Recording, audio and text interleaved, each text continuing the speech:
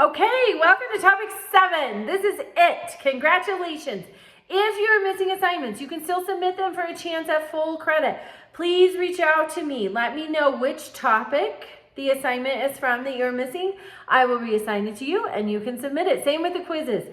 All right, so that's number 1. Number 2, this week we're looking at war and society. So the United States was really involved in a lot of wars. When we were still a colony of Britain, we had the French and Indian War. And when we, then there's the War of 1812 after our War of Independence.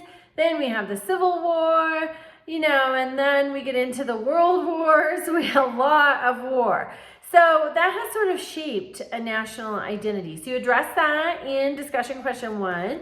Discussion question 2, you're looking at our World War II, post-World War II Cold War policy, our foreign policy after World War II. So George Kennan was in Russia, which he had been in Russia in the 30s, setting up the embassy, the United States Embassy. And he went back to Russia in 1948, I think, 1947 or 1948. And he sent a long telegram, 8,000 words in a telegram to President Truman. And that is what drives our foreign policy in the Truman years. It's this policy of containment of communism. Kennan felt the attitude was such that there was not going to be a peaceful resolution. One thing that sort of exacerbated that was after World War II, Berlin in Germany was carved into four different sections. Well, the United States and Britain got together and they decided what might be best for Russia's section, the USSR's section. And again, nobody likes being told what to do. It ticks people off from 2-year-olds all the way on up. Nobody likes that. And so, but the United States and Britain thought, hey, we know best. We know what they should do. They were sort of being sneaky about it. The USSR found out about it and they shut everybody off. Nobody and nothing went in or out. So then we see the miraculous Berlin airlift, where the United States and the United Kingdom had Operation Vittles, and they're airlifting into their sides that were blockaded everything they need: food, fuel, medicine, falling from the sky. It was really a genius and wonderful thing that we see happening. Also, we have some foreign policy hiccups. So the Eisenhower administration planned the Bay of Pigs.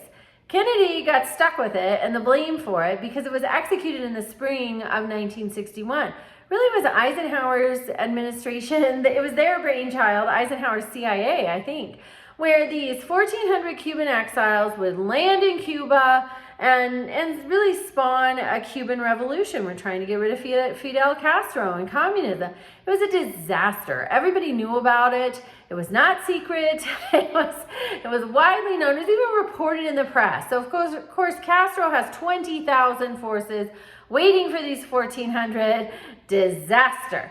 So then Castro and his buddy Nikita Khrushchev, who was at the time the premier of the USSR, Khrushchev says, hey, I can guarantee that they don't do that again. We'll just put nuclear weapons on your coast and aim them at the United States. This was a huge threat. It was a huge problem. It led to the Cuban Missile Crisis because prior to that, the USSR had nuclear weapons. The closest ones were in Eastern Europe. They would take 40 or 50 minutes to get to the United States. Launch from Cuba, it's not going to take very long, less than 10 minutes to get to the United States. So this is a crisis. Kennedy and Khrushchev were able to talk to each other and resolve it. It was wonderful. It strengthened JFK's foreign policy image, and it sort of hinted at maybe a better outcome to the Cold War, a better way of going forward, even though that had its ups and downs. But that's what you're looking at this week. Also, you have America at War. Pick one war and then answer each of the sections based on that one war. You have a quiz on Sunday, and remember, participation all week. Congratulations.